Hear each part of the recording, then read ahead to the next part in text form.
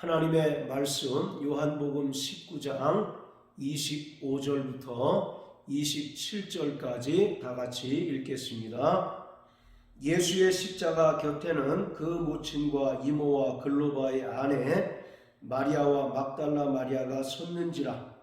예수께서 그 모친과 사랑하시는 제자가 곁에 섰는 것을 보시고 그 모친께 말씀하시되 여자여 보소서 아들이니이다 하시고 또 제자에게 이르시되 보라 내 어머니라 하신대 그때부터 그 제자가 자기 집에 모시니라. 아멘. 예수님께서 십자가에 달리셨을 때 4명의 여인과 예수님의 사랑하시는 제자가 함께 하였습니다. 자, 그런데 25절에서는 예수님의 십자가 곁에 4명의 여인이 서 있는 것으로 기록하고 있습니다. 반면에 마태복음 27장에는 3명의 여인만 언급하고 있습니다. 자, 마태복음 27장 56절입니다. 그 중에 막달라 마리아와 또 야고보와 요셉의 어머니 마리아와 또 세베대의 아들들의 어머니도 있더라. 분명하게 3명의 여인만 언급하고 있는 반면에 요한복음 19장 25절에서는 4명의 여인을 언급합니다. 이것은 23절, 24절에서 예수님을 십자가에 못 박고 또 예수님께서 입고 계셨던 옷을 탐내서 그 옷을 벗기고 4등분으로 나눠 가지려 했던 로마의 4명의 군사와 비교하기 위함입니다. 예수님을 십자가에 못 박아 죽게 하고 또 그 옷을 벗겨서 수치를 안겨주었던 추악한 인간의 죄악된 모습과 아울러서 끝까지 예수님께서 운명하는 순간까지 함께하고 십자가의 죽음까지 따랐던 믿음의 사람들을 대조하고 있습니다. 그래서 이 4명의 여인들을 통해서 예수님께서 말씀하셨던 것처럼 참된 제자도의 모습을 보여주고 있습니다. 나머지 제자들은 예수님과 한패로 몰려서 붙잡히고 또 심지어 죽임을 당할까봐 뿔뿔이 흩어지고 도망갔지만 4명의 이 연약한 여인들은 예수님의 임종을 끝까지 지켜보고 또 죽는 순간까지 따랐습니다. 이러한 모습을 통해서 참된 제자도의 모습을 보여주고 있습니다. 자, 그런데 오늘 본문을 통해서 우리가 알 수 있는 것은 27절 말씀을 통해서 예수님께서 사랑하시는 제자에게 말씀하시기를 보라 내 어머니라 하신대 그때부터 그 제자가 자기 집에 모시니라 이렇게 기록하고 있습니다. 예수님께서는 자신의 죽음 이후에 자기 모친 마리아를 육신의 동생에게 의탁시키지 않고 사랑하시는 제자에게 부탁하셨습니다. 이 모습을 통해서 예수님께서 이루신 십자가의 죽음과 부활을 통해서 새로운 영적 관계가 탄생하게 된다는 것을 암시하고 있습니다. 그리고 새로운 영적 관계는 다름 아닌 에클레시아, 곧 교회를 가리키고 있습니다. 육신에 속한 육적 관계를 청산하고 이제 새로운 영적 가족으로서의 교회가 탄생하게 된다는 사실을 예수님께서는 자기 모친 마리아를 사랑하시는 제자인 요한에게 의탁시키는 것을 통해서 우리는 볼 수가 있습니다. 그래서 성경은 그리스도의 영적인 몸인 교회를 하나님의 권속이라고 표현합니다. 에베소 2장 19절에 보면 하나님의 권속이라는 표현이 나오는데, 이 권속이라는 말은 가족이라는 의미입니다. 혈육에 속한 육적인 관계가 아니라 이제 그리스도 예수 안에서 그리스도의 피로 말미암아 죄 사함 받고 구원받은 성도들의 모임인 교회가 탄생하게 되는데, 교회는 바로 하나님의 권속이라는 것입니다.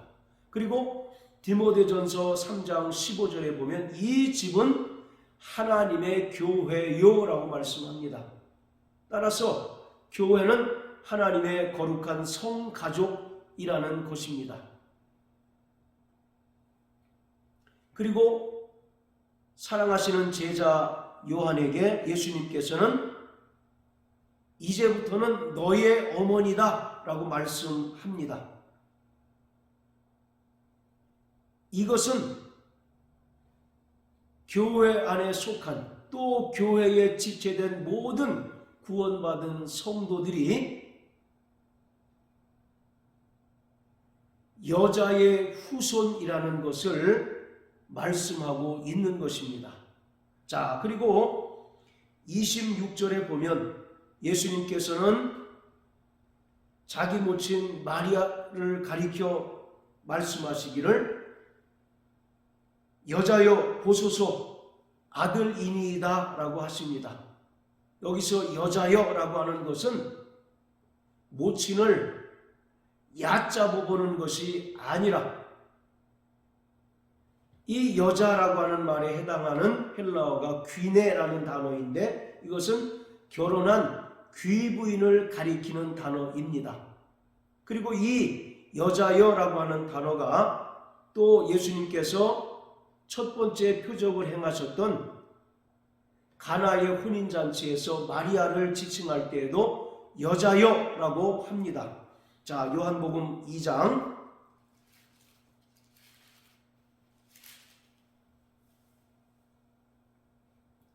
4절입니다. 예수께서 가라사대 여자여 나와 무슨 상관이 있나이까 내 때가 아직 이르지 못하였나이다. 여기서도 예수님께서 모친 마리아를 여자여라고 표현하고 있습니다. 예수님께서 자기 모친 마리아를 여자여라고 호칭하고 있는 것은 바로 이 모친 마리아가 마지막 하와요, 또 새로운 하와라는 것을 의미하고 있습니다. 예수님께서 이 땅에 마지막 아담으로 오셨던 것처럼 예수의 모친 마리아는 마지막 하와, 곧 새로운 하와라는 것입니다. 그래서 여자여에 해당하는 헬라어 귀네가 히브리어로 바로 이쏴입니다. 이 이쏴라는 단어가 어디에 사용이 되었느냐면 창세기 3장 15절에 사용이 되었습니다. 자, 우리 창세기 3장 15절을 다 같이 보십니다.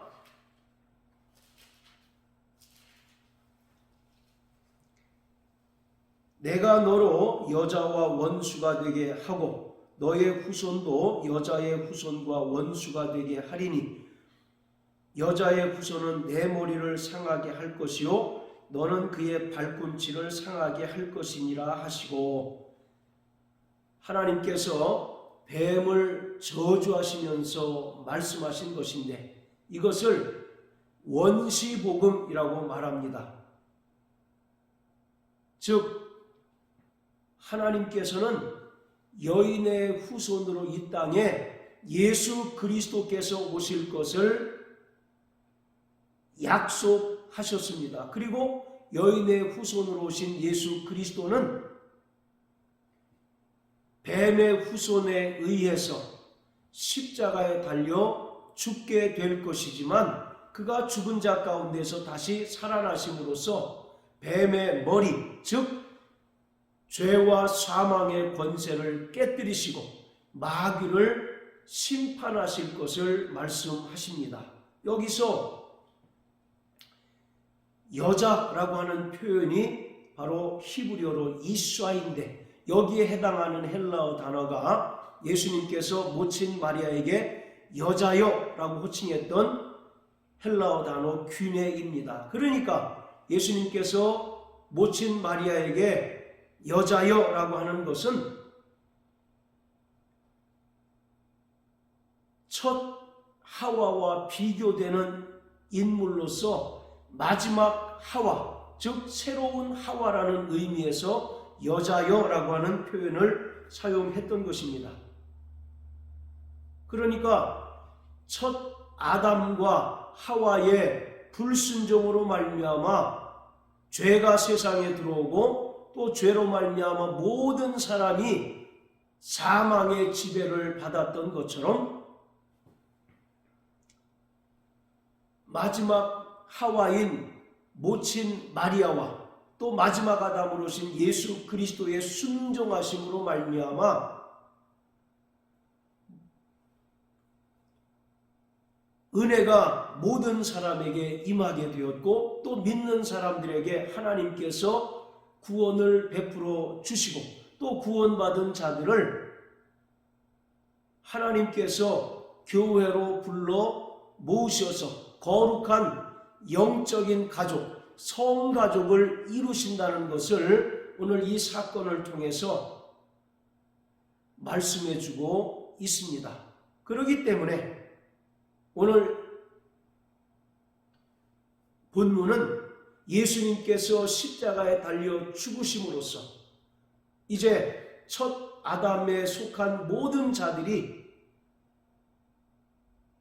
예수 그리스도께서 세상 죄를 지고 가는 하나님의 어린 양으로 오셔서 십자가에 달려 죽으시고 부활하심으로써 그 은혜로 말미암아 구원을 받게 되고 또 구원받은 자들을 하나님께서 이 땅에 교회로 불러 모으시고 거룩한 하나님의 가족이 되게 하신다는 것을 우리에게 분명하게 보여주고 있습니다.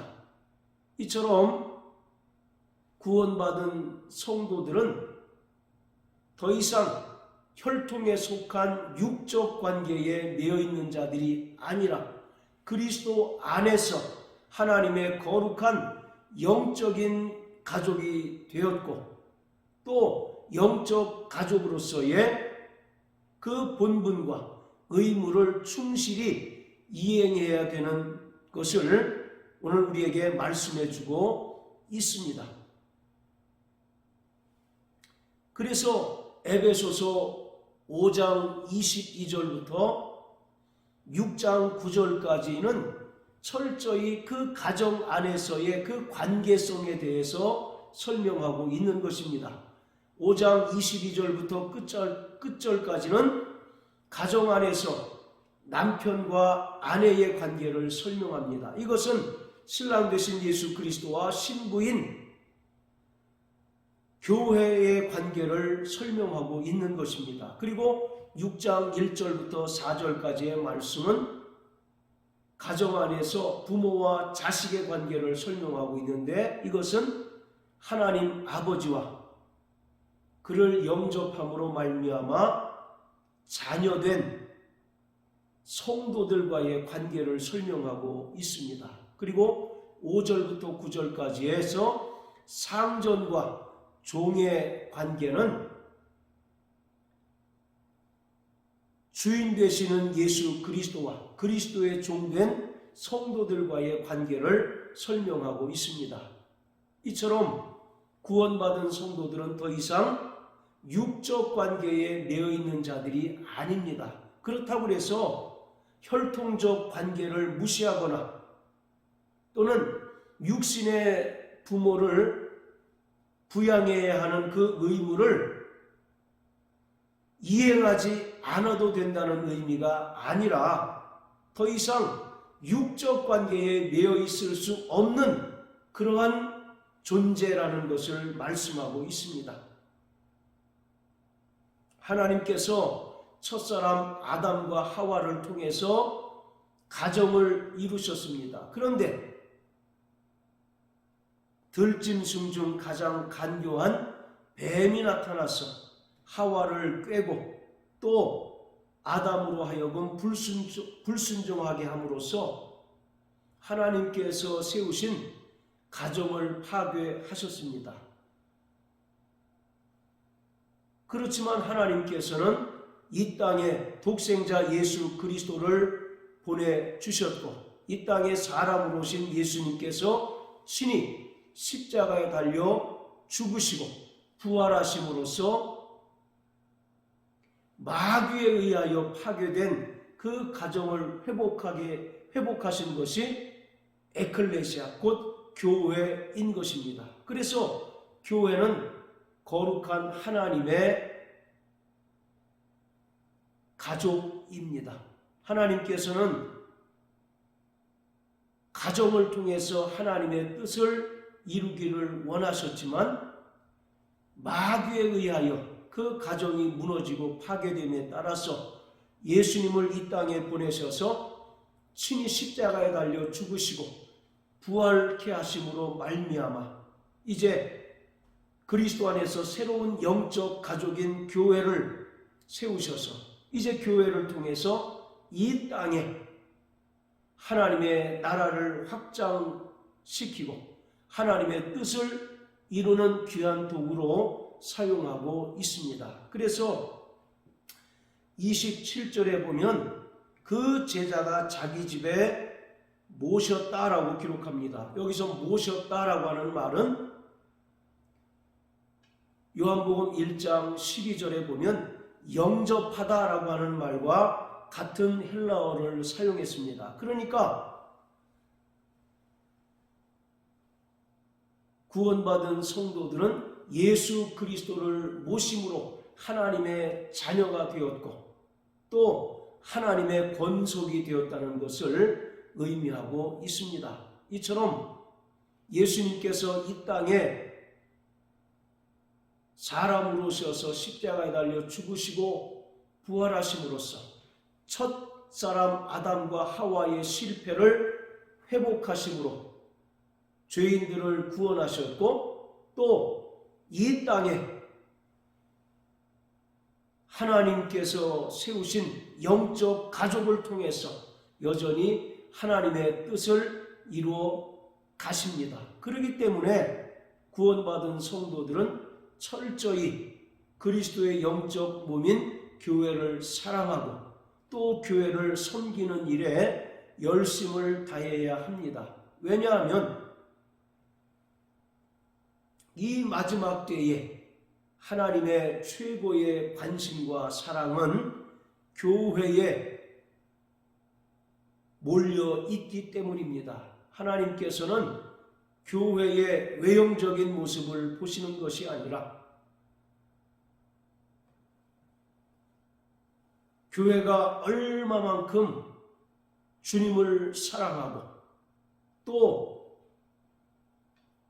주님께서 이 땅에서 행하셨던 그 사역을 이루고자 하시는 믿음과 열심이 있는 것을 보십니다. 그래서 하나님께서는 이 마지막 시대에 그리스도 예수의 십자가 죽음과 부활을 통해서 교회를 세우시고 교회를 마지막 복음의 주자로 삼으셔서 예수 그리스도께서 다시 오실 때까지 복음을 전파하고 복음을 증거하는 귀한 사명을 맡기셨습니다. 그렇기 때문에 교회 밖에는 구원이 있을 수 없고 교회 밖에는 결코 구원을 유지할 수 있는 믿음이 존재하지 않습니다. 그렇기 때문에 우리는 철저히 교회 안에 거하고 또 하나님께서 정하신 교회의 질서를 따라서 머리 되신 그리스도 예수의 말씀에 순종하고 양육받음으로써 그리스도의 장성한 분량에 이르도록 믿음이 자라는 자가 되어야 합니다. 요한일서 2장의 말씀과 같이 자녀들의 믿음에 머물지 않고 이제는 청년의 믿음에 머물러야 하고 또 청년의 믿음에 머물지 말고 이제는 아비의 믿음을 소유하기를 간절히 바라십니다. 아비들아, 내가 너희에게 이것을 쓰는 것은 너희가 창세전에 계셨던 아버지를 알미니라 라고 말씀하고 있습니다. 여기서 알다라고 하는 것은 성령으로 말미암아 삼위일체 하나님과 신비한 연합을 이루고 하나님과 인격적 관계를 맺는 것을 말합니다. 구원받은 성도들은 교회를 통해서 그러한 관계를 유지하고 또 그러한 관계를 통해서 날마다 구원받은 성도들에게 베풀어 주시는 그 은혜와 생명을 공급받을 때 세상에서 여러 가지 환난을 당하지만 세상을 이기는 자가 될 수 있습니다. 그러므로 사랑하는 성도 여러분, 우리 안에 날마다 베풀어 주시는 예수님의 은혜와 생명으로 충만하여 세상을 능히 정복하고 승리하는 자 되시길 예수 이름으로 축복합니다. 할렐루야.